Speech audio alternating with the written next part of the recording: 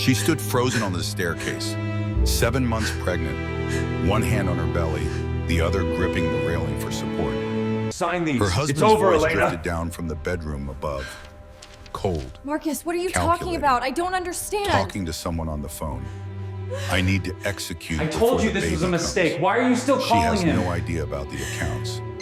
Once I have her signature, This ends we're today. free. We. Tell them if they touch a not hair on us. his head, they we. answer to me. Elena pulled out her phone Secure with the shaking assets hands. immediately. Checked their joint bank Look at her, account. William. $47,000 absolutely gone. perfect. Replaced by $3,000. She Her truly savings. is, Elena. $85,000. Vanished. And then the text message arrived from a number she didn't recognize. I'm so sorry you had to find out this way. We never meant to hurt you, -V. V. Vanessa, his 26-year-old assistant. But Marcus made one critical mistake. One miscalculation that would cost him everything. Elena's father wasn't just any father. William Hayes was a billionaire, self-made, ruthless, and extremely protective of his daughter. What happened next would unfold in exactly 72 hours. And when it was over, Marcus Richardson would lose absolutely everything. This is the story of how one phone call changed everything, how a pregnant woman found her strength, and how a father's love became a weapon of justice. Stay with me, because what happens next will shock you. The bedroom door stood half open. Elena froze on the staircase, 7 months pregnant, one hand steadying herself on the railing. Marcus's voice drifted down from above. That particular tone, the one he used when he thought no one was listening. She'd come home early from her prenatal checkup. False alarm contractions at 28 weeks. Dr. Patterson had sent her home with instructions to rest and avoid stress. Elena almost laughed at that now. Avoid stress. I can't keep this up much longer, Marcus said into his phone. His voice was low, urgent. She's getting suspicious. I need to execute before the baby comes. Elena's heart stopped. Execute what? Her hand moved automatically to her belly. The baby kicked, strong, healthy kicks that had reassured her just an hour ago at the doctor's office. No, she has no idea about the accounts, Marcus continued. Timing is critical here. Once I have her signature, we're free. The word we hit Elena like a physical blow. We, not us, not him and her, him and someone else. Her phone was in her purse, battery probably dead by now. She'd been checking it obsessively all morning. That anxious pregnancy brain thing where she couldn't remember if she'd locked the front door or turned off the coffee maker. Lock screen, unlock, lock, unlock, lock. The nervous habit had drained the battery to 3% before she'd even left for her appointment. But she had enough power to open her banking app. Her hands shook so badly she almost dropped the phone twice before she managed to pull up their joint account balance, $3,847. It should have been $47,000. She refreshed the screen. Same number. Her vision blurred. She clicked on the savings account. Savings, $891. Should have been $85,000. The phone slipped from her fingers. She caught it against her chest. Her heart hammered so hard, she thought the baby must feel it, must be scared by it. She pressed her hand to her belly, tried to breathe. I understand, Marcus said upstairs. 3 more weeks. I can manage 3 more weeks. Then it's done. 3 weeks. Elena did the math through her panic. 3 weeks would put her at 31 weeks pregnant. Still too early for the baby to come safely. What was he planning? Marcus's footsteps crossed the bedroom floor. Elena heard the sound clearly, knew exactly where he was standing. By the window, the same spot where he'd stood 3 years ago when he proposed. Down on one knee, the Hayes family ring his mother had given him for the occasion. His mother. Elena thought of Mrs. Richardson, the pot roast recipe she'd taught Elena, the Sunday dinners, the way she'd cried happy tears when they'd told her about the pregnancy. I know it's complicated, Marcus said, but after 8 years, I think I'm entitled to cash out. She'll be fine. Her father's a billionaire. She doesn't need my money. Her father's money. That's what this was about. Elena's legs gave out. She sat down hard on the stairs. The wood creaked under her weight. She froze. Marcus stopped talking. The silence stretched. 1 second, 2, 3. I need to go, he said quietly. I'll call you back. Footsteps, coming toward the door, toward the stairs. Elena scrambled to her feet. Too late. He appeared in the doorway, saw her car keys still in her hand, her purse on the step below her. Her face, he knew. She knew. They both knew. "Who were you talking to?" Elena asked. Her voice sounded strange, distant, like it belonged to someone else. Marcus's face went through a series of expressions. Surprise, calculation, decision. His features settled into something neutral, concerned. "A client," he said. "Nothing you need to worry about." "Our money, where is our money?" "It's complicated, business investments. I'll explain when you're calmer." When she was calmer, as if she were the problem, as if she were being hysterical. "I'm calm," Elena said. "Explain now." "You're 7 months pregnant and emotional. This isn't the time." There it was, the weapon he had been sharpening for months without her realizing. Her pregnancy, her condition, her hormones, her irrationality. "I'm not emotional," Elena said. Each word came out crisp, clear. "I'm pregnant. Those are different things. Now tell me where our money went." Marcus sighed, ran his hand through his hair, that gesture she used to find endearing. Now it looked practiced, performative. "Fine," he said. "You want to do this now? Fine. There's someone else. I didn't plan for this to happen. But I can't live a lie anymore." The world tilted. Elena gripped the railing, felt the wood grain under her palm, smooth, solid, real. Everything else felt like water, like she was drowning. "Someone else," she repeated. "I'm sorry, I know the timing is terrible." The timing, he was apologizing for the timing, not for the betrayal, not for whatever he'd done with their money, for the inconvenience of her finding out now instead of later. "Who?" Elena asked. "Does it matter?" "Yes, it matters." Marcus looked at her, really looked at her. For a moment, she thought she saw regret. Then it was gone. "I need to get some things," he said instead of answering. "I'll stay at a hotel tonight. We can talk about logistics tomorrow." He walked past her down the stairs, like she wasn't even there, like she was furniture, an obstacle to navigate around. Elena stood on the stairs, listened to him moving through the house below. Opening closets, zipping luggage, the sounds of a man who'd been planning this, who'd packed a go bag, who'd been ready to leave. Her phone buzzed in her hand. Unknown number, a text message. "I'm so sorry you had to find out this way. We never meant to hurt you." VV, Elena's mind rifled through possibilities, then stopped, landed on one. Vanessa Cole, Marcus's 26-year-old executive assistant, the one who'd attended their anniversary dinner 2 months ago, the one who'd laughed at all of Marcus's jokes, and the one Elena had thought was sweet, harmless, the one who was young and pretty and not 7 months pregnant. Elena walked to the guest bedroom, sat on the bed, put her hand on her belly.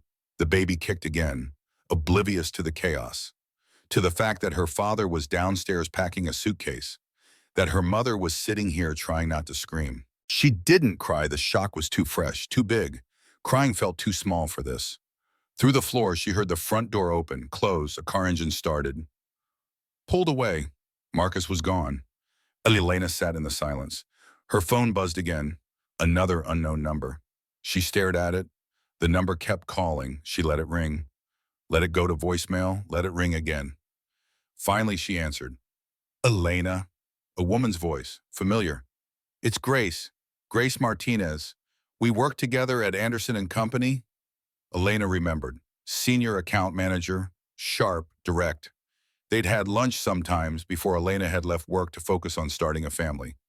"I think we need to talk," Grace said, "about Marcus, about what he's been doing with your father's business connections." Elena stared at her phone after Grace hung up. They'd agreed to meet tomorrow morning. Coffee shop near Elena's house. Grace would bring documents. Evidence. Evidence of what? Elena wasn't sure she wanted to know. But she would, she had to. Her phone buzzed again. The unknown number from before. Vanessa. Elena opened the message thread. "I know you're angry," the text read. "You have every right to be, but I need you to understand. We didn't plan this. It just happened. It just happened. Like weather, like traffic, like something neither of them could control." Elena's fingers moved before her brain caught up. How long? The response came immediately, like Vanessa had been waiting, watching her phone. Does it matter now? Yes, it matters. 3 dots appeared, disappeared, appeared again. Elena waited, her heart hammered. The baby kicked. She pressed her hand to the spot. 18 months. 18 months. Elena dropped the phone, picked it up, read the message again. The words didn't change. 18 months ago, she and Marcus had been trying to get pregnant for 19 months. They'd started trying after their 7-year anniversary. She'd gone off birth control. They'd tracked her cycles, made appointments with specialists.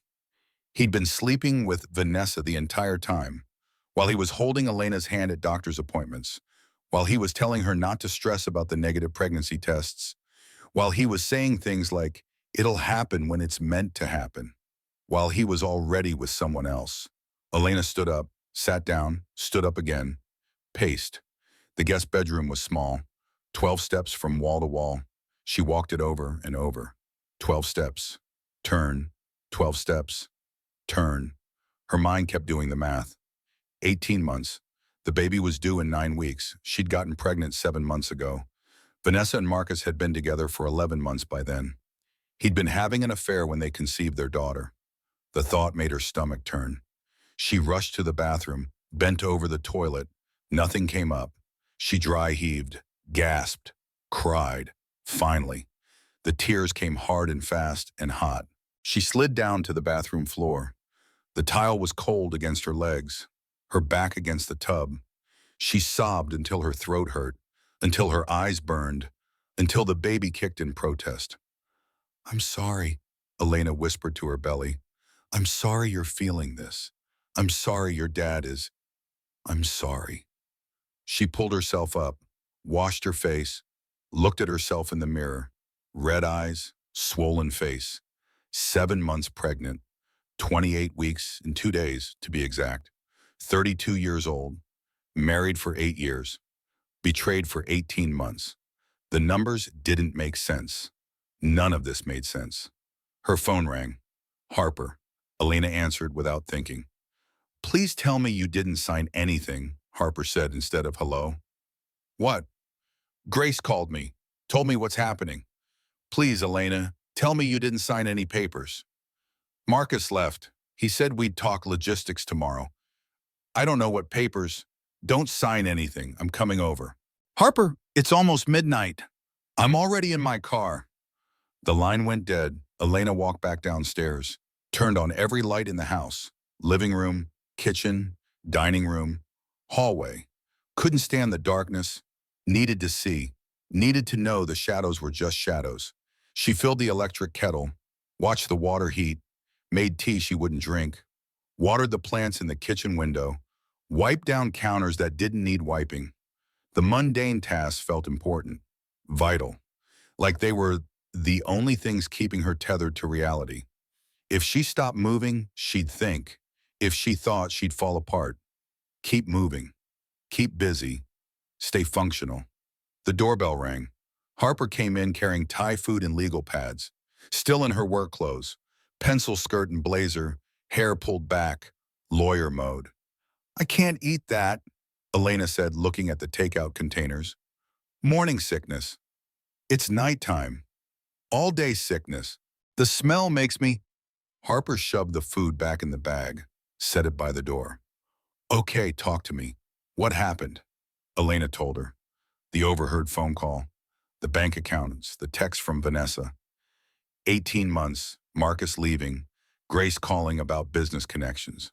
Harper took notes, nodded, asked questions. When Elena finished, Harper put down her pen. "He's panicking," Harper said. "What?" "Moving this fast, the timing. He's panicking because he knows the longer this drags out, the more time your father has to protect you. He needs you signing away rights before William finds out." Elena's blood went cold. "I have to tell my father." "Yeah," Harper said, "you do." They looked at each other, both thinking the same thing. William Hayes wasn't just a father. He was a billionaire tech industry magnate, self-made, ruthless, and protective of his family to a degree that scared people. "Marcus is going to regret this," Harper said quietly. Elena's phone buzzed. She looked at the screen. Marcus, we need to talk. Now. Don't make this harder than it needs to be. Another message came through. Sign the papers or I'll make sure this gets ugly. Elena showed Harper the messages. Harper's jaw tightened. She pulled out her own phone, started typing. What are you doing? Elena asked. Documenting, threats in writing, stupid of him, useful for us. Elena looked at the messages again, read them over. Something clicked into place. Something awful. He's been planning this, she said slowly. For months, maybe longer. The accounts emptied, the business Grace mentioned. This isn't spontaneous. This is calculated. Yeah, Harper agreed. It is. Elena's phone rang again. Marcus, she declined the call. It rang again immediately, declined. Again.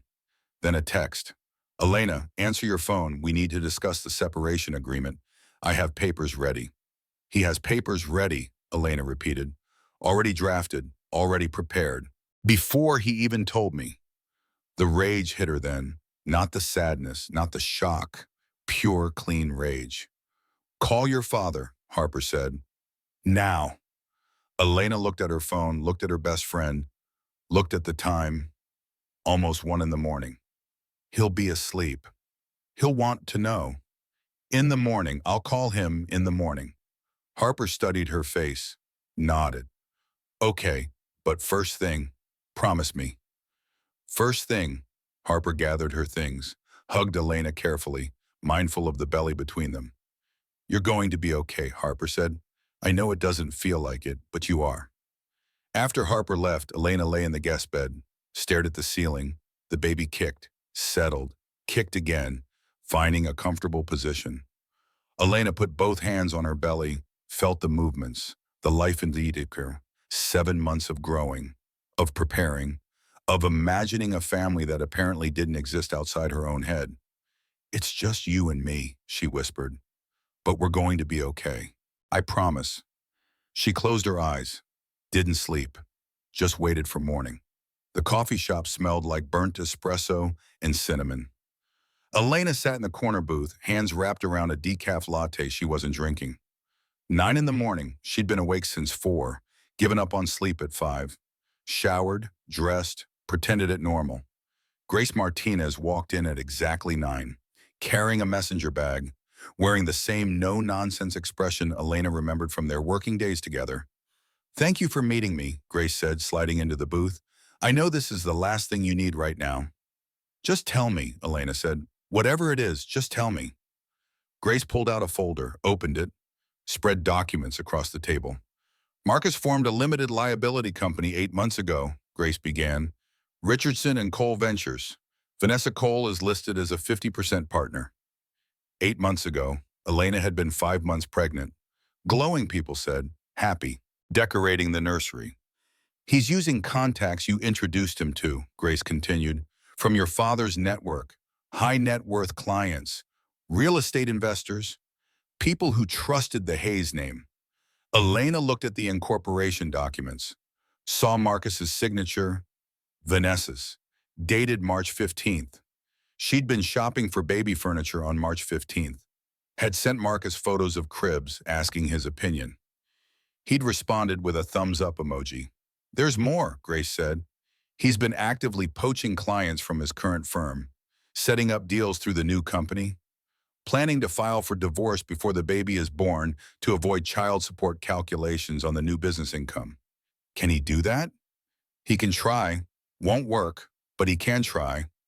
Grace pulled out her phone, showed Elena a private Instagram account, @Rancy Ventures, Marcus and Vanessa at business dinners, conferences, posted as a couple. The earliest photo was dated 14 months ago. They weren't hiding it from everyone, Grace said, just from you. Elena scrolled through the photos, her husband, his mistress, smiling, holding hands. One photo showed them clinking champagne glasses. The caption read, "To new beginnings," posted last month. While Elena had been on bed rest for contractions, while Marcus had been bringing her ginger ale and crackers and telling her everything would be fine. I wanted to tell you months ago, Grace said quietly. I convinced myself it wasn't my place, that maybe I was misunderstanding, that it was better not to interfere. Elena heard that voice, that rationalization. She'd used it on herself 100 times. When Marcus came home smelling like perfume, when he password protected his phone, when he stopped touching her. It's not your fault, Elena said. I was doing the same thing, convincing myself I was imagining problems that weren't there. We gaslight ourselves before anyone else gets the chance, Elena thought. There's one more thing, Grace said. Her voice changed, gentler. Worse news coming. What? He took out a $300,000 line of credit against your house. The money went into the business account he shares with Vanessa. Elena's vision blurred. She gripped the edge of the table. That's not possible. He'd need my signature. He forged it. I have the documents. Your signature looks off. An expert will catch it immediately. Forged her signature. Stole $300,000 using her house. The house her father had helped them buy as a wedding gift. This is fraud, Elena said. Yes. Criminal fraud? Yes. A contraction hit. Not the real kind. Braxton Hicks, false labor, stress-induced. Elena gripped the table, breathed through it. Grace watched, alarmed. I'm okay, Elena said when she could speak. False contractions. Happens when I'm stressed. You need to call your doctor. I need to call my father. The words hung in the air between them. Grace nodded slowly. Yeah, she said. You really do. After Grace left, Elena sat in the coffee shop for another 30 minutes, stared at the documents, at the proof of 18 months of planning, of stealing, of lying. Marcus hadn't just cheated. He'd executed a plan, a calculated exit strategy. He'd used her family, used her pregnancy as cover while he built a new life with someone else. The rage from last night came back, cleaner, colder, more focused. Elena paid for the coffee she hadn't touched, drove home carefully, speed limit, turned signals, hands at 10 and 2. Didn't trust herself to drive any other way. At home, she went to the nursery. The room she'd spent 3 months designing, soft gray walls, white furniture, a mobile with clouds and stars hanging over the crib. Everything perfect, everything planned. She touched the rocking chair, real oak, smooth under her fingers, heavy, solid. Her mother had rocked her in a chair like this. Generational love, continuity, family. Marcus had complained about the cost. $800 for a rocking chair. Why not get something cheaper? But it had been her money, her family money. Everything was always her family money. Elena sat in the chair, rocked slowly, put her hands on her belly. 7 months pregnant, she said out loud. Husband leaving, money stolen, house leveraged, and I'm sitting in a nursery designed for a family that doesn't exist anymore. How did I not see this coming? Her phone rang. Harper. Please tell me you didn't sign anything. How did you? Grace called me. I'm coming over. Don't answer his calls. Don't respond to text. Don't sign anything. I'm not going to. Promise me. I promise. Good. I'm bringing lunch. The kind you can eat. Harper arrived 40 minutes later with plain crackers and ginger ale, set up camp in Elena's living room with her legal pads and files. Okay, Harper said. Here's what we know. He's been planning this for months. Minimum 6 months, probably longer. He's committed fraud. He's trying to manipulate you into signing away your rights before your father finds out. He's panicking. Why is he panicking? Because William Hayes is a billionaire with unlimited resources and a very long memory, and Marcus just stole from his daughter while she was pregnant with his grandchild. Oh God, Elena felt sick. I have to tell my father. Yes, he's going to kill Marcus. Not literally, probably. Elena laughed. It sounded wrong, hysterical. She couldn't stop. It's not funny, she said through the laughter, through what might have been sobs. None of this is funny. No, Harper agreed. It's not. Elena's phone rang. Marcus, she declined. It rang again, then a text. We need to talk now. Don't make this harder than it needs to be. Another text. Sign the papers or I'll make sure this gets ugly. Harper screenshotted both messages. Threats in writing. Stupid of him. Very useful for us. Elena stood, paced, sat, stood again. Her mind was racing, all the pieces clicking into place. Empty accounts, new business, forged signatures, exit timeline. Everything planned, everything calculated. He married me for my father's money, Elena said. For the connections, for the Hayes name. And now he's cashing out before the baby complicates things. I think you're right. I was never a wife. I was an investment portfolio. And he's liquidating before I become a liability with a due date. The words came out cold, clear, true. Harper looked at her. Are you ready to call your father? Elena thought about it, really thought about it. About what would happen, about what William Hayes could do, would do. Yes, she said, I'm ready. Elena sat on her bathroom floor, the only place that felt safe, like she could control the space. The tiles were cold under her legs. The door locked. Harper was outside, giving her privacy but staying close. Her phone felt heavy in her hands. She pulled up Dad in her contacts, stared at it. Her father's face smiled back from the contact photo, taken at her wedding. 8 years ago. Happier times. Before she could second-guess herself, she pressed call.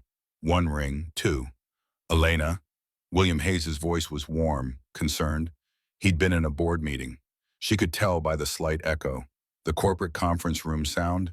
The sound of her father's voice broke something inside her. 7 months pregnant, sitting on a bathroom floor. Husband gone. Money stolen. Life falling apart. Daddy, her voice cracked. Dad, I don't know what to do. She heard movement, a door closing, the echo disappearing. Baby girl, what happened? Are you hurt? Is the baby?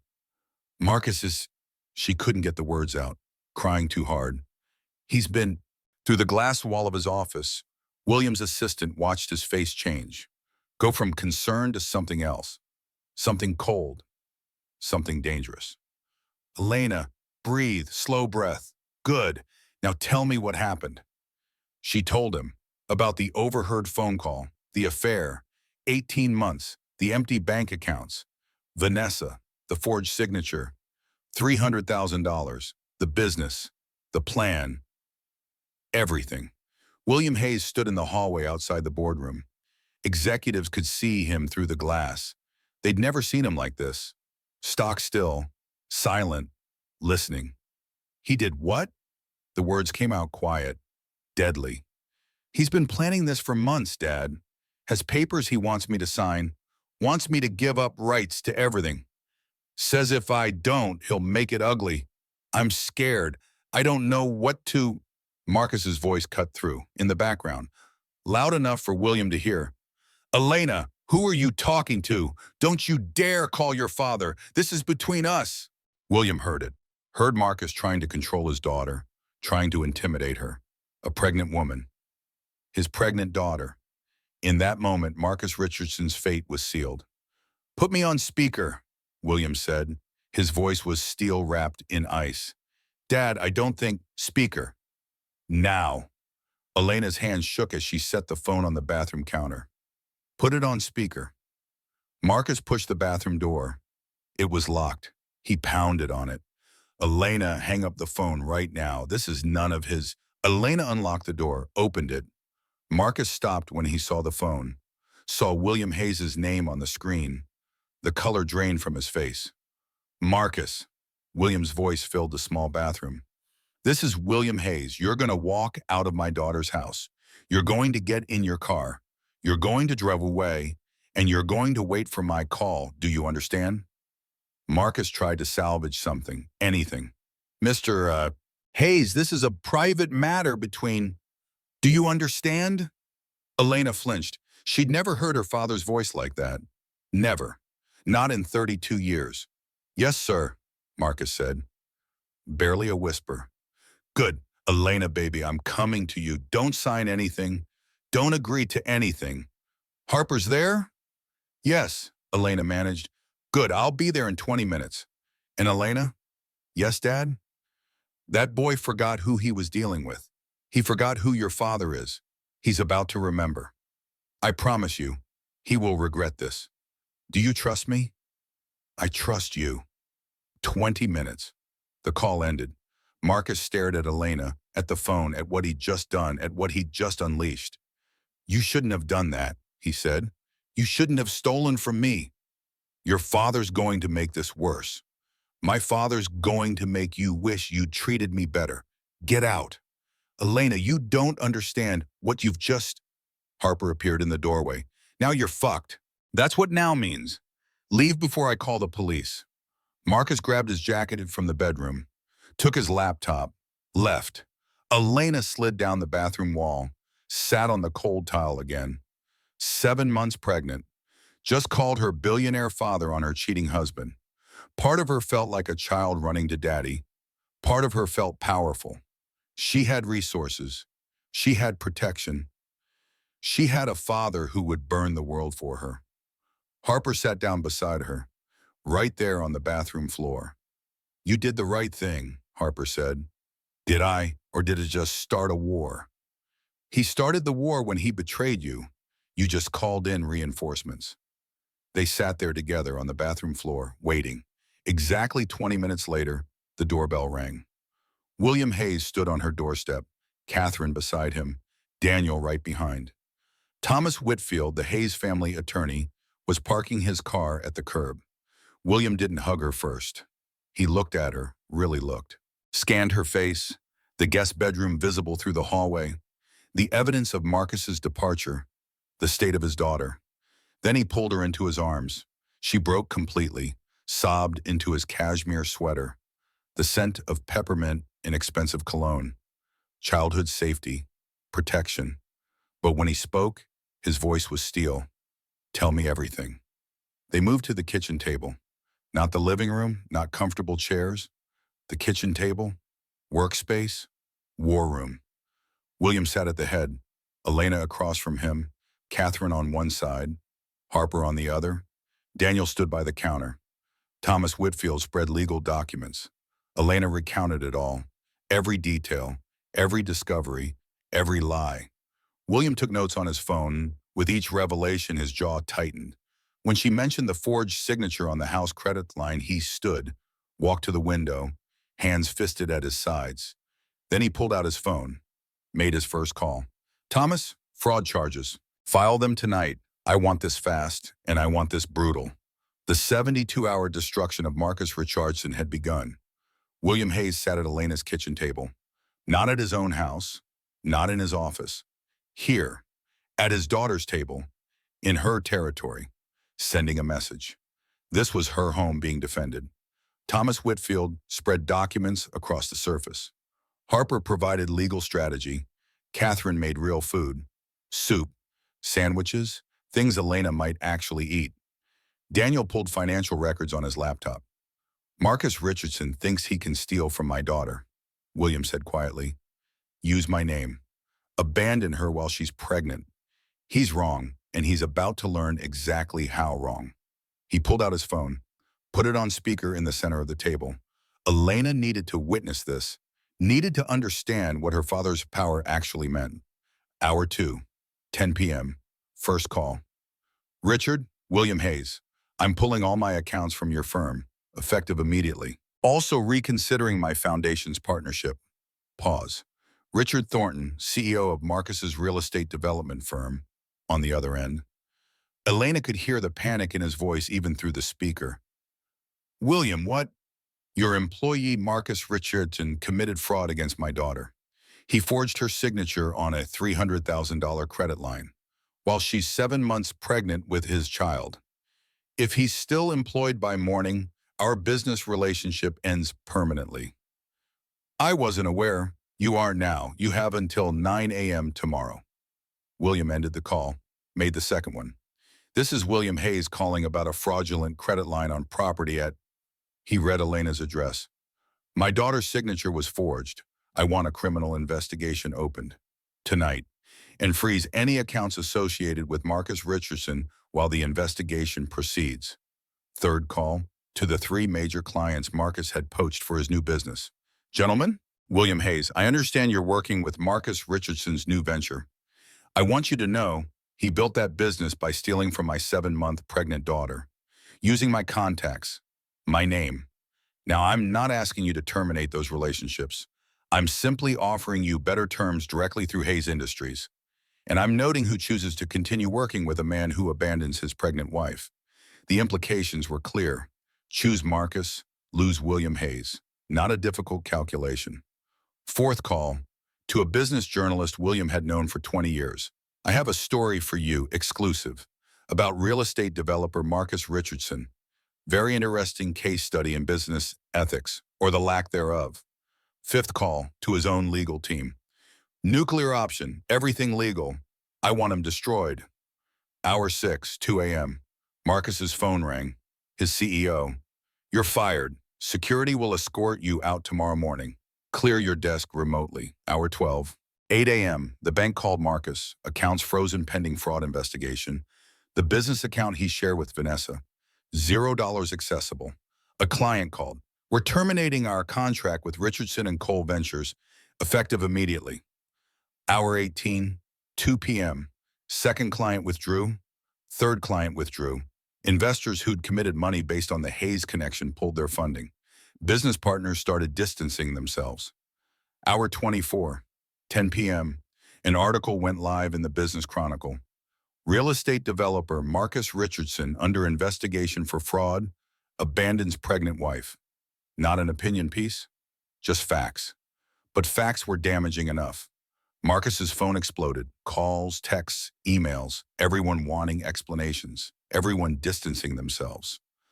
Hour 36, 10 a.m. Marcus's apartment lease, paid by his former firm as an executive benefit, was terminated. His car lease, same. His professional memberships, suspended pending investigation. Hour 48, 10 p.m. LinkedIn imploded. Former colleagues commenting, industry contacts asking questions. People Marcus had known for years suddenly didn't know him at all. Vanessa's Instagram, which she'd foolishly made public again to promote the business, flooded with comments. She went private. Too late. Screenshots everywhere. Hour 72, 10 p.m. Marcus Richardson sat in a budget hotel room, unemployed, under criminal investigation. Business venture dead, investors gone, reputation destroyed, trending on local business social media. Vanessa barely speaking to him, realizing she'd tied herself to a sinking ship. At 35 years old, he'd lost everything in 3 days. Meanwhile, Elena sat at her parents' house, in her childhood bedroom, unable to stay in her own home. Too many memories and too much Marcus everywhere. She couldn't sleep. 3 a.m. on the second night, the baby kicked constantly, finding comfortable positions. Unaware of the chaos, Elena talked to her unborn daughter. Your father is a coward, but you're going to be okay. Your grandfather is making sure of that, even if I don't know how to feel about it. The feelings were complicated, part vindication, part guilt. Marcus was being destroyed, systematically, thoroughly. Wasn't that what she wanted? But another part grieved. Not for Marcus now, for the Marcus she'd thought she married. That man had never existed, but she'd loved him anyway. Elena looked at her dresser, at the wedding photo still sitting there, young, happy, naive. She touched the glass. Who were those people? She didn't recognize them anymore. She took the photo out of the frame, put it in the drawer, not ready to throw it away, but couldn't look at it either. Another Braxton Hicks contraction, stronger than before. The doctor had warned her. Stress could trigger early labor. She breathed through it, timed it, not regular enough, not real labor, but a warning. Catherine found her in the doorway when it passed. You should be resting. I can't sleep, can't think, can't anything. Come with me. Catherine led her downstairs, to the kitchen, 3 a.m., the house silent around them. My mother used to bake when she couldn't sleep, Catherine said. Said the chemistry always worked, even when nothing else did. They baked chocolate chip cookies, Grandma Hayes's recipe, the one Catherine had learned as a girl, the one Elena had made 100 times. Measure flour, cream butter and sugar, the repetitive motions, the familiar smells. Add eggs, vanilla, mix. fold in chips. Elena worked methodically, perfectly, made 4 dozen cookies, lined them up on cooling racks. Golden, consistent, something she could control. William found them at 4 a.m., took a cookie, sat at the counter. "Can't sleep?" he asked. "No, me neither." He was quiet for a moment. "How are you really?" "I don't know. Part of me is glad you're protecting me. Part of me feels like I'm hiding behind you." "You're not hiding, you're being smart, using available resources." "It feels like overkill. He stole from you, lied to everyone, tried to leave you broke and 7 months pregnant. This isn't overkill. This is consequences." Elena looked at her father, 62 years old, built an empire from nothing, would do anything for his family, was doing it right now. "Thank you," she said quietly. "You don't thank me for protecting my daughter. You never thank me for that." Hour 72 arrived. Marcus called Elena. She didn't answer. He left a voicemail. "Elena, please. Your father has destroyed everything. I have nothing.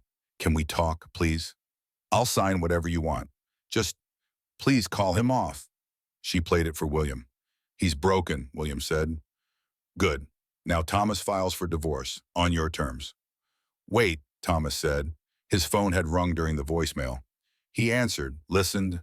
His face changed. "Elena, you need to sit down for this." "What now?" "Forensic accounting just came back. It's worse than we thought." He paused. "And there's something else, about what Marcus has been telling people. About the baby." The room went silent. "What about the baby?" Elena asked. Thomas pulled out a folder, opened it. Inside were printed emails, text messages, recorded phone conversations.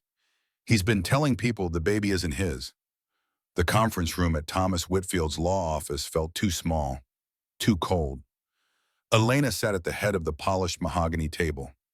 7 months pregnant, hands folded over her belly, her family around her like armor. William on her right, Catherine on her left, Daniel across from her, Harper beside him, Thomas at the end with his files, his evidence, his documentation of lies. "Marcus has been telling business associates, friends, even his own family, that the baby isn't his," Thomas said. "That you were unfaithful. That he's divorcing you for infidelity. He's constructed an entire false narrative." Daniel's fist hit the table. "That son of a—" "Daniel," Catherine's voice was sharp, not helpful.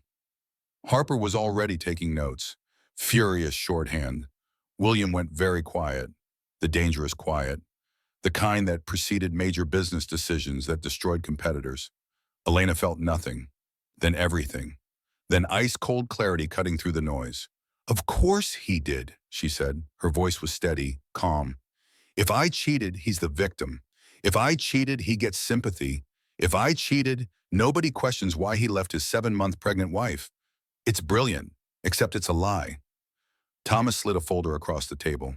Elena opened it with steady hands. Email to a colleague. Filing for divorce. Wife's infidelity. Child paternity in question. Text to a friend. Can't raise another man's kid. She won't admit it, but I know. Recorded conversation with his mother. "Mom, I don't think the baby is mine. She's been seeing someone from work." Elena's hands stopped being steady. That one. His mother, Mrs. Richardson, who taught Elena to make pot roast, who helped plan the nursery, who cried happy tears about becoming a grandmother. His mother believed him, Elena said quietly. "She called your mother," Catherine confirmed. Her voice tight, angry. "Said horrible things. We're not speaking." Two mothers who'd planned grandparent visits together, who'd gone shopping for baby clothes, who'd been excited about their shared granddaughter, now not speaking because of Marcus's lies. Elena felt it like physical pain, not just losing Marcus, losing his family, people she'd loved. "There's more," Thomas said. He told Vanessa the same story, said your marriage was already over, that you'd been having an affair, that he was leaving anyway, used it to justify his own behavior. "Of course he did," Harper muttered, writing faster. "This is defamation," Thomas continued. "Slander. And conveniently, he documented all of it through work email and text messages. He's not just a liar, he's a stupid liar. Something shifted in Elena. Yesterday's vulnerability, last week's shock, the months of self-doubt and second-guessing, all of it hardened into something else, something like steel. I want more than divorce, she said. I want every person he lied to. They need to know the truth. Every lie exposed, every manipulation revealed. Consider it done, William said. Thomas already had the plan. Formal letters to every person Marcus had contacted. Attached documentation. Timeline of the 18-month affair with Vanessa. Financial documents showing Marcus's theft. Medical records proving pregnancy dates aligned only with Marcus. Text messages between Marcus and Vanessa planning their exit strategy. Everything proving Marcus's claims were impossible. Not revenge, truth. Each person who'd heard Marcus's lies would get documented proof. Over the next 48 hours, the truth spread. Former friends started calling, colleagues, Marcus's professional network, people apologizing, people angry they'd been lied to, people distancing themselves from Marcus entirely. Nobody wanted to work with someone who abandoned his 7-month pregnant wife, who stole from her, who forged documents, who lied about paternity to justify his own affair. Harper's investigation into Vanessa revealed more. Fired from Marcus's original company for ethics violations, having an affair with her supervisor, couldn't find work in the industry now, lost influencer sponsorships when brands learned about the affair, Instagram followers dropping daily, comment sections brutal. Vanessa's mother called. The conversation was surreal. Mrs. Cole from Ohio, conservative, middle class, mortified. I don't expect you to forgive my daughter, Mrs. Cole said. Her voice shook. But I need you to know, we didn't raise her like this. We're ashamed. We're so sorry. Your daughter made choices, Elena said. Adult choices. She knew he was married. She told us you were separated, that he was leaving anyway. She lied to us too. She lied to herself, Elena said, believed what she wanted to believe. After the call ended, Elena sat with Harper in the kitchen at her parents' house. Part of me feels sorry for her, Elena admitted. She's 26, young enough to believe his lies, but old enough to know better. You're more generous than I'd be, Harper said. I don't wish her well, but I don't wish her harm. I just wish her gone from my life.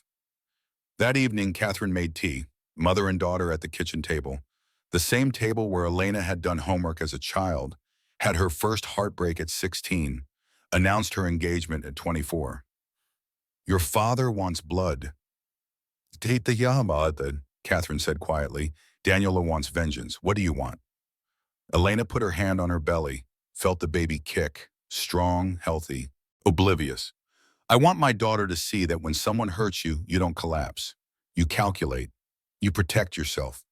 You fight back smart, not emotional. You just said daughter, Elena smiled. First real smile in days. Found out last week. Didn't tell Marcus. Won't tell Marcus. This information is mine. You're having a girl. I'm having a girl, Mom. Catherine's eyes filled with tears. A Hayes woman. God help anyone who underestimates her. They sat together, hands linked across the table. 3 generations. Grandmother, mother, daughter. Hayes women. Survivors. The doorbell rang. Late. After 10 p.m. Elena tensed. Daniel answered, came back grinning. You need to see this, he said, laptop in hand. Marcus just posted on LinkedIn. Daniel's laptop showed Marcus Richardson's LinkedIn profile. Posted 2 hours ago. Already 347 comments. Growing by the second. The post read, embarking on new chapter. Sometimes we must follow our truth, even when difficult. Grateful for lessons learned and opportunities ahead. Excited for new beginnings. Hashtag authenticity. Hashtag new chapter. Hashtag growth. Elena stared at it. The audacity, the delusion, the absolute lack of self-awareness. Then she scrolled to the comments. Top comment, 2,100 likes from a former colleague. New chapter? You mean abandoning your 7-month pregnant wife after draining your joint accounts and lying about paternity? That kind of new beginning? Just want to make sure we're talking about the same thing. Second comment, 1,800 likes. Delete this, Marcus. You're embarrassing yourself. Third comment, 1,600 likes. Using Hayes' family connections to build business, then abandoning Hayes' daughter while pregnant. Bold strategy. Let me know how that works out. Elena scrolled. Hundreds of comments. Former colleagues, clients, industry contacts, people she'd never heard of. All of them destroying him in real time. Then she found one that made her stop, made her breathe, made her feel less alone. Boom. From Jennifer Abbott, age 52, according to her profile, senior vice president at a marketing firm. This exact thing happened to me 10 years ago. 7 months pregnant, husband left for younger woman, told everyone I was unstable. Today, I'm remarried, happy, successful. He's on wife number 3, miserable. Trust me, Elena Hayes, you already won. You just don't know it yet. 2,347 likes, 483 replies, women sharing their own stories, different details, same betrayal, same survival. A community Elena didn't know existed. All of them telling her, you're not alone, this is survivable. We're proof. Elena screenshot Jennifer's comment, saved it, for the hard days ahead, for the 3 a.m. moments when she doubted everything. He's deleting it, Daniel said. Refreshing the page. The post disappeared. Too late. Screenshots everywhere. Shared across platforms. His professional network. His entire industry. Everyone had witnessed it. Marcus posted an apology an hour later. I apologize if my previous post caused confusion or hurt. I'm working through personal challenges privately. The comments on that were worse. If by privately you mean after stealing from your pregnant wife and lying about paternity, sure, very private. The whole, stop digging. How's that new business doing? Oh, wait, Marcus's lawyer called Thomas at midnight, begging for mediation, settlement, anything to stop the public destruction. My client is open to mediation, Thomas said. Here are her terms. The terms were brutal. Thomas had been working on them for 3 days. Elena had approved every word. The mediation was scheduled for the next morning. Neutral conference room, downtown, professional space. Marcus arrived looking smaller, somehow. He'd lost weight, dark circles under his eyes, wearing a suit that didn't fit right anymore, too loose in the shoulders, like he was shrinking inside it. Vanessa was notably absent. That relationship had imploded 3 weeks into his unemployment. Harper had the details. Vanessa moved back to Ohio, deleted all social media, working at her father's insurance company. The influencer dream dead. Marcus's lawyer looked exhausted, like this was the worst case of his career, like he'd tried to talk Marcus out of every decision and been ignored. They sat across the polished conference table, Marcus and his lawyer on one side, Elena, Thomas, William, and Harper on the other. Marcus tried to smile, tried the charm that had worked on Elena 8 years ago at a mutual friend's party. This got out of hand, he said. We can still fix this. For the baby's sake, we should. Elena cut him off. She'd been quiet until now, letting the lawyers talk. But this she needed to say. Stop. Her voice was steady, strong. Don't you dare use our daughter as a shield. Marcus blinked, opened his mouth. Elena kept going. You used her as a timeline for your exit strategy. You told people she might not be yours. You don't get to invoke her well-being now. I loved you. For 8 years, I loved you. I gave up my career because you said you needed support. I used my family connections because you said you needed opportunity. I believed you when you said we were partners. But we weren't partners. I was an asset. And when you found a newer model, you tried to liquidate me. The problem, Marcus, is that I'm not for sale. I never was. The room was silent. Even Marcus's lawyer looked impressed. Thomas opened his folder, slid the divorce settlement across the table. Elena gets the house. Marcus is liable for the fraudulent credit line. Full physical custody of the child. Marcus gets supervised visitation only. Child support calculated on his potential earnings before he destroyed his career. Not his current unemployment. Marcus pays all legal fees, for both sides. Gag order. He cannot discuss Elena, the marriage, or the divorce publicly. If he violates any terms, penalties escalate exponentially. Marcus stared at the papers. This is insane. Your father is destroying me. William Hayes spoke for the first time. He'd been sitting quietly, watching. Now he leaned forward, voice deadly calm. My daughter tried to build a life with you. You tried to burn it down around her while she was carrying your child. I'm simply controlling the burn. Sign the papers, or I'll show you what real destruction looks like. This? This is mercy. Marcus signed, hands shaking. The man who'd walked out 4 weeks ago thinking he'd won. Now signing away everything. After he left, Elena didn't feel victorious. Felt tired, shenitanin, relieved, a complex knot of emotions that didn't have names. How do you feel? Harper asked. Like I just signed the death certificate for someone I used to love, Elena said. The Marcus I married died a long time ago. I just finally admitted it. That afternoon, Elena drove to the cemetery, to her grandmother's grave, Catherine Hayes Sr., the woman who taught her mother that Hayes women are survivors. The headstone read, "She did what needed doing." 1925 to 2015. Elena sat on the grass, awkward with her 8-month belly, but she needed this, needed to talk to Grandma Cat. I did the hard thing, Elena said to the headstone, to the woman beneath, to the memory. The necessary thing, and it hurts. Nobody mentions that doing the right thing for yourself can feel like ripping out your own heart. But I did it, and I'm going to be okay, because that's what Hayes women do. Wind rustled the leaves, October turning to November. Another season, life continuing whether she was ready or not. Back at her parents' house, Catherine was waiting. What do you want? Catherine asked. Not what you think you should want. What do you want? Elena thought about it, really thought. A small house, just me and my daughter. Back to work on my own terms. Therapy to process everything. Friends I lost touch with during marriage. A life that's mine, not defined by someone else. Then let's make that happen. Grace called that evening. My firm has an opening, senior account manager, flexible hours, remote options. We've wanted you back since you left. Interested? First piece of new life. Elena said yes, would start after maternity leave. But she said yes. 2 weeks later, Elena moved into her own townhouse. Small, perfect, purchased outright by William. Elena would pay him back on a schedule, like a real loan, because she needed to do this herself. Then at midnight on a Thursday, her water broke. 2 weeks early, she was alone, in her new house, phone in hand. She could call Catherine, could call Harper, could call anyone. She called her father. Dad, it's time. William Hayes, 62 years old, billionaire, usually unflappable, panicked. I'm coming. Don't move.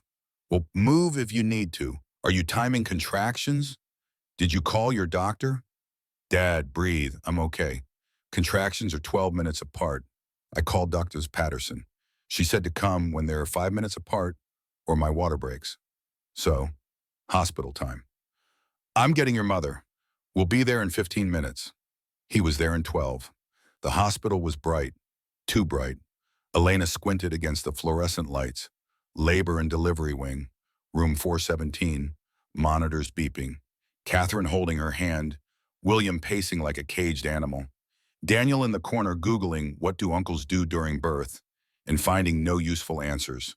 Harper in the waiting room coordinating everything. Hour 4, 4 a.m. The nurse updated charts. Have you contacted the father? Elena, between contractions, managed to speak. He's been notified per court order. He chose not to come. Truth, Thomas had sent formal notification as required by law. Marcus had responded through his lawyer that he'd visit when appropriate. Code for after the hard part. The nurse's face showed exactly what she thought of that. She said nothing. Professionals didn't comment, but her eyes were sympathetic. Hour 8, 8 a.m., labor progressing slowly. Elena was exhausted before the real work even began. William sat beside her during a quiet moment. You're doing great, baby girl. I don't feel great. Your mother's labor with you was 22 hours. You're tougher than you think. Tell that to my epidural that's wearing off. Hour 14, 2 p.m., complications. The baby's heart rate dropped. The doctor looked concerned. Might need an emergency C-section. Elena was scared, really scared. William held her hand. Whatever happens, you're safe. Baby's safe. We're here. Hour 16, 4 p.m., false alarm. The baby shifted position, heart rate stabilized. Labor could continue naturally. Elena cried from relief. Catherine cried with her. Even William's eyes were wet. Hour 18, 6:47 p.m. on November 3rd. After 18 hours of labor, Eleanor Catherine Hayes was born. 7 pounds, 2 ounces, dark hair like her mother, strong lungs like her grandfather, 10 perfect fingers, 10 perfect toes. Absolutely perfect. The nurse placed her on Elena's chest, skin to skin. The baby's eyes opened. Dark blue, unfocused, searching. "Hello, Eleanor," Elena whispered, touching her daughter's face, counting features, memorizing everything. "I'm your mom. I'm going to mess up sometimes, but I promise I'll love you fiercer than you can imagine, and I'll teach you that you're enough. Just you. You don't need to shrink yourself for anyone." William Hayes stood beside the bed. This man who'd built a billion-dollar empire, who'd crushed competitors, who never showed weakness in business. He cried. Actually cried.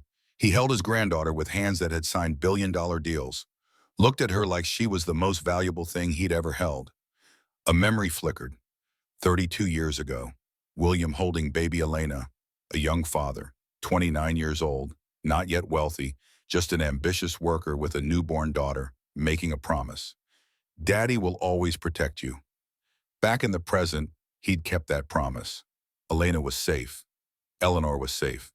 Marcus was gone. William whispered to Eleanor, "Your mom is the strongest person I know. Stronger than me. Stronger than she knows. You're lucky to have her." Catherine took photos.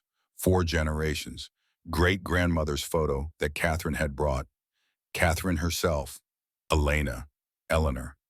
"Hayes women," Catherine said. "We survive everything." Daniel held his niece awkwardly, terrified he'd break her. Took 47 photos, posted to the family group chat, private, just family. Eleanor Catherine Hayes, next generation CEO, currently sleeping, already perfect. Harper came in after visiting hours technically ended, brought practical gifts, nipple cream, good coffee, real advice. "She's perfect, you're perfect, and I'm buying her first leather jacket." Marcus sent a gift basket to the hospital. Expensive, impersonal, generic. The card read, "Congratulations on the birth of your daughter. Looking forward to meeting her when appropriate. Marcus." Elena read it, felt nothing. He was missing this perfect moment. The first crete, the first feeding. The way Eleanor gripped Elena's finger with her tiny hand. His choice, his loss, his regret to carry. 3 days in the hospital. Elena learned to breastfeed, harder than expected. Eleanor had opinions about latching, strong opinions expressed through crying. They figured it out together, changing diapers. Also harder than expected. Elena had read books, watched videos. None of it prepared her for the reality of a squirming newborn, processing the fact that she was someone's mother. The weight of responsibility, the wonder of love. Friends visited. Grace brought meal delivery gift cards and realistic advice about surviving the first month. Madison, the college friend she'd reconnected with, brought baby clothes and offered babysitting. Old friends emerged from the woodwork. Women Elena had lost touch with during her marriage.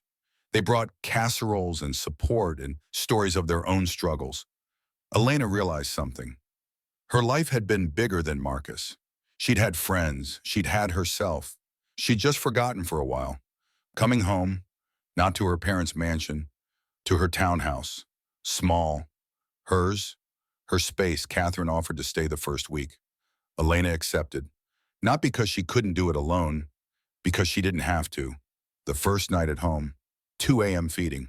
Eleanor latched and eating, Elena exhausted but awake. This was motherhood. Lonely, beautiful, terrifying, perfect. She thought about Marcus briefly. Missing this, the midnight feedings, the tiny yawns, Eleanor's grip on her finger, his loss.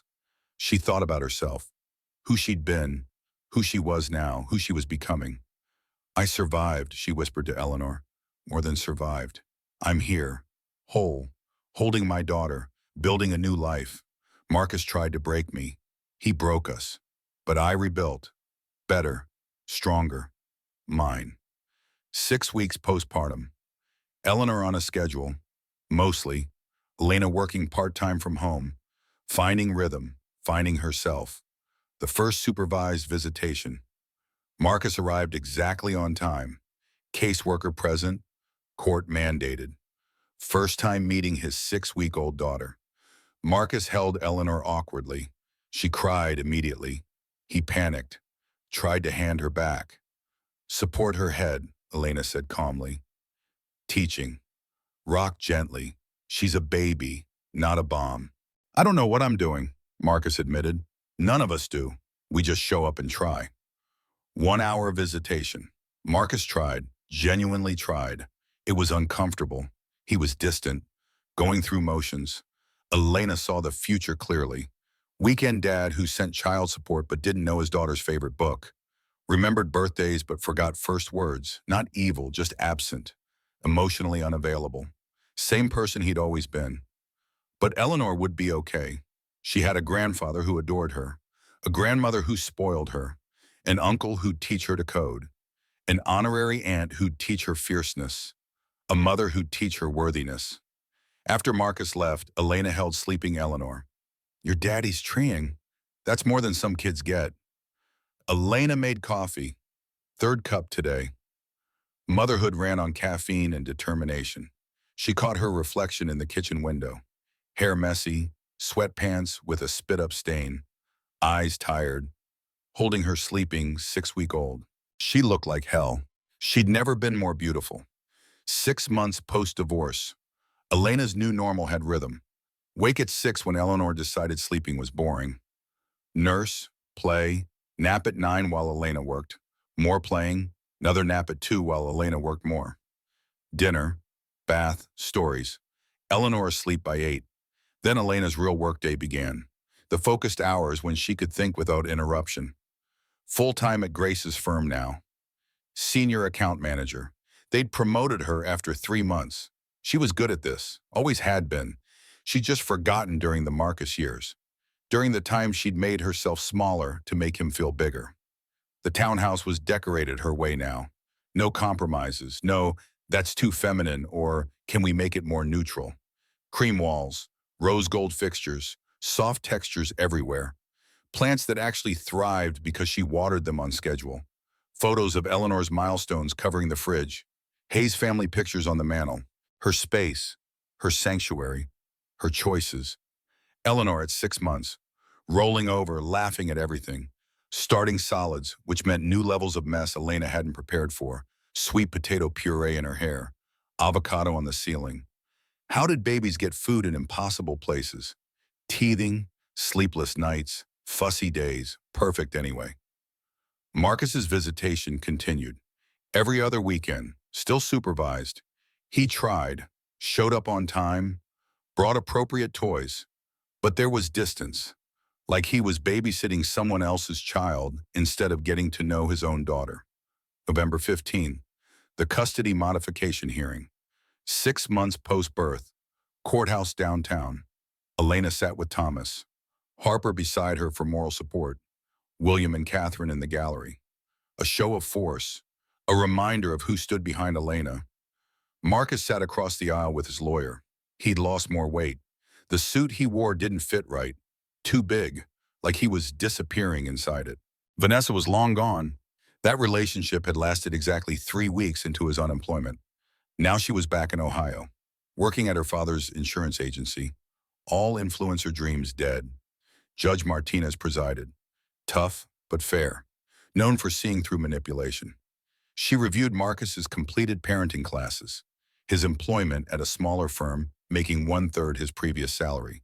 His consistent attendance at supervised visits. She looked at Marcus over her glasses. Mr. Richardson, you abandoned your pregnant wife at 7 months. Drained joint accounts. Committed fraud. Lied about paternity. You've spent 6 months trying to rebuild a relationship with your daughter. Why should I trust you with unsupervised visitation? Marcus stood. Your Honor, I made catastrophic mistakes. I hurt my ex-wife. I hurt my daughter by not being there when she was born. I can't undo any of that. All I can do is show up now. Be present now. Try to be better. Trying and doing are different, Mr. Richardson. I know, Your Honor. That's why I'm here. I show up for every visit. On time, I'm learning how to feed her, change her, just be her father. Judge Martinez turned to Elena. Miss Hayes, your position on unsupervised visitation? Elena stood, felt her family's support behind her, their strength. But this decision was hers. My daughter deserves to know her father. She deserves his time and attention. If Mr. Richardson is ready to provide that unsupervised, I won't stand in his way. Even after everything he did to you, especially after everything he did, because Eleanor isn't a weapon. She's a child. I won't teach her that punishing her father only punishes her. He needs to earn a relationship with her. This is part of that. Judge Martinez nodded, made notes. Mr. Richardson, unsupervised visitation granted, every other weekend, Saturday 8 a.m. to Sunday 6 p.m., holidays negotiated through mediation. Child support continues as established. This is contingent on continued stability. If you fail, if you miss visits, if you create unstable situations, we return to supervised, permanently. Clear? Crystal clear, Your Honor. The first unsupervised visit terrified Elena. She packed Eleanor's bag like preparing for an Arctic expedition. Diapers, wipes, 3 changes of clothes, bottles measured precisely, pacifiers, favorite stuffed elephant, emergency contact card laminated in highlight. Marcus arrived at 8 a.m. exactly, holding a brand new car seat, tag still attached. Got the one you recommended, he said, top safety rating. Elena helped him install it. Checked 3 times, 4 times, 5. She picked up Eleanor, held her close, memorized the weight, the baby smell, the way Eleanor grabbed her hair. Mommy's going to miss you, but you'll have fun with Daddy. She handed Eleanor to Marcus. He was better at holding her now, more confident, still awkward, but trying. Call if you need anything, Elena said. Anything at all. I will. Send pictures. I will. If she seems sick or off or... Elena, she'll be fine. I'll be fine. We'll be fine. She watched them drive away. Eleanor's rear-facing car seat, couldn't even see her baby, stood on the porch 5 minutes after the car disappeared around the corner. The house was silent, first time in 6 months. No baby sounds, no responsibility. Just her. She didn't know what to do with herself. Cleaned Eleanor's room, organized bottles, washed tiny clothes, paced. Her phone buzzed. Photo from Marcus. Eleanor asleep in a pack and play, one arm above her head, her favorite sleeping position. Text. Nap successful, only took 40 minutes of rocking. Elena smiled, texted back, you'll get faster. I hope so. My arms are dead. 3 p.m., another photo. Eleanor in a high chair, sweet potato puree everywhere, face, hair, hands, grinning like it was the best game ever. How do babies get food in their ears? It's a gift. 6 p.m., Marcus pulled up, Eleanor asleep in her car seat. He transferred her to Elena without waking her. She did great, Marcus whispered. No meltdowns, 1 diaper blowout, but I handled it. You handled it? Called my mom first, panicked, but then handled it. Elena took her daughter, still sleeping, still perfect, still hers. Thank you for bringing her back safe. Marcus hesitated at the door. Elena, was I okay as a dad today? She looked at him. Really looked. He wasn't the man she'd married. That man was dead, gone. This was someone new, someone trying. You showed up. You were present. You tried. Yeah, Marcus, you were okay. After he left, Elena held sleeping Eleanor. Your daddy's trying. That's more than some kids get. 3 months later, Harper came over for dinner. Adult conversation. Blessed relief from baby talk. Have you thought about dating? Harper asked. Elena laughed. I have a 9-month-old. I shower every 3 days if I'm lucky. Dating is not on the agenda. Eventually, though, eventually, when I'm ready, when Eleanor's older, when I trust myself again. You don't trust yourself? I trusted myself with Marcus. Look how that turned out. That's not fair to you. He lied. You believed. That's not a character flaw. Grace's firm holiday party. Elena almost didn't go. Harper insisted. Catherine babysat. Elena wore a dress that actually fit her post-baby body, felt almost human. She met Andrew Carter, legal department, 34, nice smile, respectful, asked about her work, not her personal life. They talked for an hour about nothing important and everything important. He asked for her number. She hesitated. I should tell you, I have a daughter, 9 months old. I'm divorced. It's complicated. Okay, can I still have your number? She gave it to him. 2 months later. First date, coffee shop. 30 minutes scheduled because Catherine was babysitting. Tell me something real, Andrew said. Real? Not small talk. Something real. Elena considered. I'm terrified of screwing up my daughter. That's real, my turn. I'm terrified you're not ready to date, and I'll get hurt when you realize it.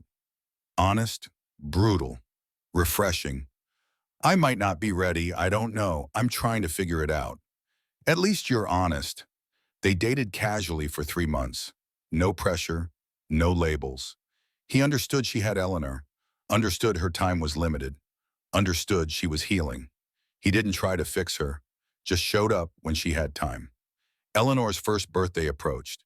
Elena planned a party, small, Hayes family, Harper, Grace, mom friends from baby groups, and Marcus, because it was Eleanor's day. The kid-friendly restaurant was chaos. Perfect, joyful chaos. Dinosaur theme because Eleanor was obsessed with picture books about dinosaurs. Balloons everywhere. Children running, adults trying to coral them. Hayes family filled one long table. William, Catherine, Daniel, Harper, and Grace. Madison and her husband David, mom friends from baby groups. Their kids creating more chaos. Marcus arrived with his parents. Mr. and Mrs. Richardson had reconciled with Elena. Wonderful grandparents to Eleanor. Weekly visits, babysitting, love without the baggage of their son's choices. Marcus brought an appropriate gift. Wooden blocks. Educational, clearly researched. He'd maintained visits. Consistent, every other weekend. Still awkward with Eleanor, but present, trying. Vanessa was long gone, moved to Ohio, deleted social media, working at her father's insurance company. The influencer dream dead. Elena had made the cake herself, simple. 1 tier, pink frosting, single candle shaped like number 1. Eleanor sat in her high chair, hands immediately in cake when Elena set it in front of her. Face covered in frosting within seconds. Pure joy. No self-consciousness, just a 1-year-old experiencing sugar for the first time. Everyone sang. Elena watched her daughter, her miracle, her proof that survival was possible, that starting over was possible, that happiness after heartbreak was possible. William stood beside her, arm around her shoulders. You did good, baby girl. Look at her. She's perfect. She really is. You know what I'm proudest of? What? But destroying Marcus, not the legal victory, not even the justice, he nodded toward Eleanor. That, you raising her in love instead of bitterness, being the bigger person, showing her what grace looks like. I had a good teacher. You showed up for me. I'm showing up for her. Party wound down. Guests leaving. Marcus helped clean up. Not asked. Volunteered. His parents took Eleanor to the play area, gave Elena and Marcus a moment. They stood at the sink, Marcus washing dishes, Elena drying, weirdly domestic for a divorced couple. Thank you for including me, Marcus said. She's your daughter. You didn't have to, after everything. Elena put down the dish towel, turned to him. This needed to be said, clearly, finally. Marcus, I need to say something, and I need you to hear it. He stopped washing, gave her full attention. I will never forgive you for leaving me pregnant, for the leaks, for the theft, for trying to destroy my reputation. Those are facts that don't change. He nodded, looked down. But, Elena continued, I don't want Eleanor growing up in a war zone. I don't want her torn between us. I don't want her thinking love is conditional or mistakes make you irredeemable. So we're going to co-parent, civilly. Not because I forgive you, not because we're friends, but because she deserves parents who can be in the same room without tension. Marcus's eyes were wet. I don't deserve your grace. It's not for you, it's for her and for me, Hame. Holding anger takes energy I need for other things. Like what? Elena looked across the room. At Eleanor laughing with her grandparents. At Harper making silly faces. At Andrew, who'd come to the party, met Eleanor, been appropriately sweet and awkward. Like building the life I actually want. 2 years later, Eleanor at 3, talking in full sentences, obsessed with dinosaurs in space, fearless. Marcus had consistent visitation. Every other weekend. Some holidays. Eleanor called him daddy. Loved him the uncomplicated way children love their parents. Marcus was dating Sarah. Elementary teacher, age appropriate, stable. Elena had met her once, approved. He worked at a smaller firm, reduced salary, regular life. Not the prestige he'd wanted, but he had a relationship with Eleanor. His reputation never fully recovered. But he had stability. Elena was director at Grace's firm now, leading a team of 12. Excellent salary, work she loved. The townhouse had a swing set in the backyard. Garden growing, life growing. Andrew. They'd been dating 18 months. Serious. Eleanor called him Andrew. Not daddy, that was reserved for Marcus. Not step anything, just Andrew. He was patient, kind, showed up, respected boundaries. Adored Eleanor but didn't try to replace Marcus. They were discussing moving in together. 5 years post-divorce. Eleanor starting kindergarten. Smart, funny, confident. Marcus married Sarah. They had a son. Eleanor had a half-brother. The families were cordial, modern, functional. Andrew moved in. Proposed. Wedding planned for spring. Elena said yes. Not because she needed marriage. Because she wanted partnership. Andrew enhanced her life. Didn't complete it. She was complete already. The night before kindergarten, Elena packed Eleanor's backpack. Dinosaur lunchbox. New shoes. Everything labeled. What if nobody likes me? Eleanor asked. Elena knelt, eye level. Then they don't know how lucky they are to know you. And what if I'm scared? Then you're scared and brave at the same time. They're not opposites. Did Grandpa teach you that? I learned it from experience. Andrew found Elena on the porch after Eleanor was asleep. Handed her wine. Big day tomorrow. Huge. You okay? Yeah, I'm okay. You know what I love about you? You're the strongest person I know, but you're not afraid to be soft. That's rare. Therapy. So much therapy. They sat in comfortable silence. 5 years of comfortable silences. Do you ever think about him, Marcus? Sometimes, less now, mostly when Eleanor mentions him. Does it still hurt? No, it's like a scar, still there. Doesn't hurt unless I press on it, so I don't press on it. That's healthy. That's growth. The wedding, small, intimate, family and close friends. Eleanor was flower girl, took the job seriously, walked down the aisle with intense concentration, scattering petals precisely. William walked Elena down the aisle, stopped halfway. You sure about this one? Dad, just checking, I can still destroy him if needed. I know, but you won't need to. Good. He kissed her forehead. I'm proud of you. Catherine had passed 2 years ago, peaceful in sleep. Her absence was felt at every celebration, but her lessons lived on. William handed Elena to Andrew, whispered something that made Andrew pale. Later, Elena asked what he said. Andrew laughed nervously. He reminded me he's a billionaire with unlimited resources and a long memory, and I should remember that. That's him saying he likes you. I'd hate to see him dislike someone. You already did. Marcus, 10 years post-divorce. Elena at 42, running her own consulting firm now. Grace was her partner. Eleanor at 10. Andrew had adopted her 2 years ago, legal and emotional. Eleanor had 2 dads now, dad for Andrew, daddy for Marcus. Different relationships, both valid. Marcus married to Sarah. They had a son. Eleanor had a half-brother. The families were cordial, functional, modern. One night, Eleanor asked, "Mom, what happened with you and Daddy?"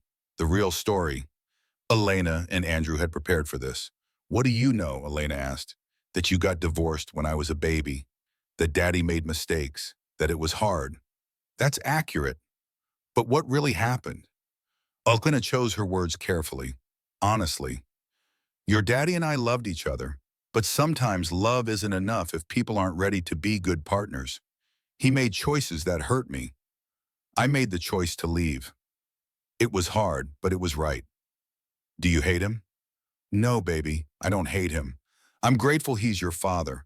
I'm grateful he tries, but he and I weren't meant to be married." "But you and Dad are?" "Yes." "How do you know?" Andrew answered. "Because we choose each other every day, even on hard days." Eleanor considered this. That makes sense. 15 years post-divorce. Elena at 47. Eleanor at 15. Teenage years, drama, SATs, college prep. Marcus was stable. Father to Eleanor and stepson. Regular marriage, regular life. Never rebuilt what he lost, never reached Hayes Heights. But he had family. Eleanor found articles online about her parents' divorce, the scandal, the public fallout. She came to Elena. "I know what happened. I read about it. About Daddy leaving you pregnant. About Grandpa. About everything." "Eleanor, I'm not mad you didn't tell me everything. I get it. You were protecting me, but I need you to know. I'm proud of you for surviving, for not being bitter, for letting him be my dad even after what he did." Elena's eyes filled.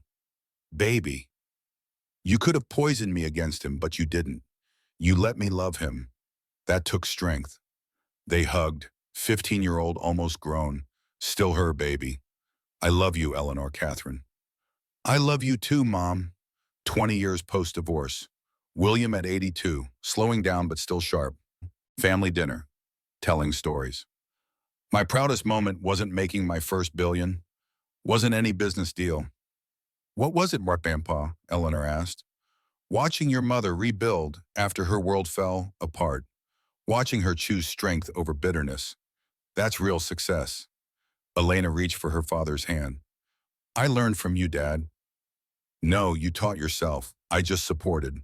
30 years post-divorce. Elena at 62. The same age William had been when Marcus left her. Full circle. She sat in her garden, life well lived around her, thought about that woman. 32. Pregnant. Abandoned. Would she recognize herself now? Maybe not. That's okay. She becomes someone better. Not because Marcus left, but because she chose to survive it, thrive through it, chose herself. Elena opened her journal, wrote a letter to herself from 30 years ago. "Dear Elena, age 32, 7 months pregnant, world ending. You're going to survive this. I know you don't believe me. You're sitting in a guest bedroom, wondering how you'll make it through tomorrow. You'll make it. Your daughter will be born healthy. Perfect. Your father will protect you. Your ex-husband will try to be a father. He'll be okay at it. You'll go back to work. You'll be good at it. You'll date again. You'll marry again. Better this time. You'll learn being alone isn't the same as being lonely. You'll learn you're enough. Just you. You'll learn sometimes love isn't enough, but self-love is. 30 years from now, you'll sit in your garden, your life, your peace, and you'll realize the prison door was unlocked all along. You were your own warden, but now you're free and love future you." The moral isn't that good people win and bad people lose. It's that people make choices. Choices have consequences. And surviving those consequences with grace, that's the real victory. Elena won, not because Marcus lost, but because she chose to live. Really live. Not despite what happened, through it, beyond it, into something beautiful. What doesn't kill you gives you a choice. Bitter or better, victim or victor, broken or refined. Elena chose refined, she chose better, she chose herself. And that made all the difference.